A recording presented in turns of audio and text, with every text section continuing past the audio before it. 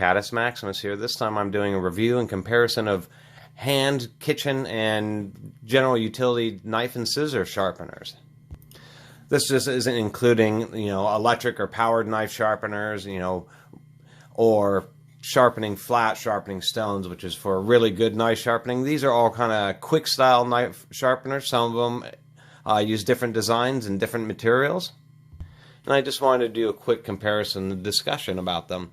We have a variety of kitchen ones from like a Farberware here, which just has two white ceramic rods. Those are zirconium oxide, and the way pretty much all these work is they're not like a stone where you're actually grinding away the metal so much as the really hard ceramic rods are just kind of folding any, where knives get dulled because the very fine edge starts to fold over or get dinged up. And so what this tends to do is just fold that edge back rather than removing material. There are other ones, such as very old school ones like this Ekco right here. And these use these very hard, super hard, very sharp edge steel wheels, and they come together in kind of an odd V shape. So they've had kind of hit and miss, but a lot of times they work just fine. And it works off the same principle, except for the sharp wheels are to actually remove that rolled over edge rather than simply trying to straighten it back. Now, these plastic ones work on the same principle. These are all have been sold, they're at like the end caps of a hardware store or something like that. And they're always like $5 or $3. They're always pretty cheap. And what they use tungsten carbide, which is super hard, maybe not quite as hard as a ceramic. Except for the Smiths does include a scissor sharpener, so it just uses a ceramic rod that's at the appropriate angle, and you would run the blade of the scissor, depending on what angle that you need, right through it, such as this way for, if we can get this to focus, this way for this jaw, although its angle isn't proper for like these nice Singer scissors that I have. For most scissors, it should be just fine. And then these have, like this one is a knife sharpener, so it has a real sharp V-groove, and it's just designed to use tungsten carbide to just scrape off the edge. One note about these is when you're sharpening knives, you're not actually holding the knife and then using the tool on it. The way these are designed for safety is that you're supposed to, many times, push away from you, not towards you, but you push away from you.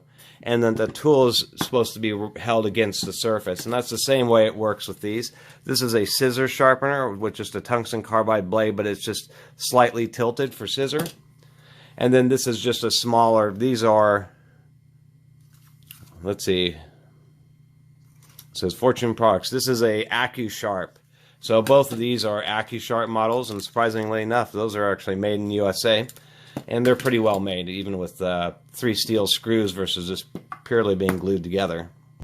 And these things tend to work pretty well, but eventually the carbide gets a little bit chipped up. You can take these apart and actually flip the blades over and get another use out of them, which is a nice aspect of them. Even on this one, which is a Smiths, you can actually pull the blades out and reverse them to get a new edge. So I did kind of appreciate that, and if you're somebody who doesn't want to deal with like stone sharpening, these types of tools can actually work pretty well, and there's a variety of different ones, from the traditional old school ones to simple ceramic ones, the ones that shave off the metal. There's also electric ones. They're primarily great based on grinding wheels, but this is like a manual one from whatever the company is, Prepology. I just thought it was interesting because it uses V-shaped grinding wheels, and you just manually draw the knife through it. Of course, will only take standard kitchen knives, which have a very large protruding edge, so you can get right in the back. And it doesn't work super well, but if you have some really rough burrs, it's not too bad. But I thought it was interesting to have a manually operated grinding wheel. There are ones like this. This has even little guide wheels.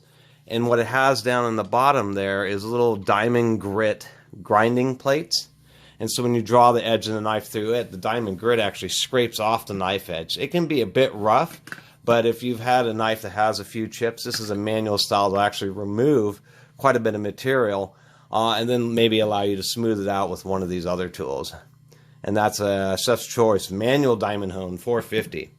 And finally here we have this Saftey-Sharp, which is kind of an interesting idea for getting pretty sharp edges, kind of like how traditional, if I can get this thing to slide open. I always forget how it works. There we go. This is interesting because this has, let me get these out of here, 2 zirconium oxide. These are white, long white ceramic rods, and then they have these post holes in the top of the box, and so you would hold the box and then run the knife edge down each of these, and then they say you can use detergents to clean off the zirconium oxide. But the idea here is that after you've either folded the edge back or removed most of the big burrs, maybe using a different tool, that this is a little bit easier, more intuitive way to actually bring back a real fine edge using the zirconium oxide as an abrasive.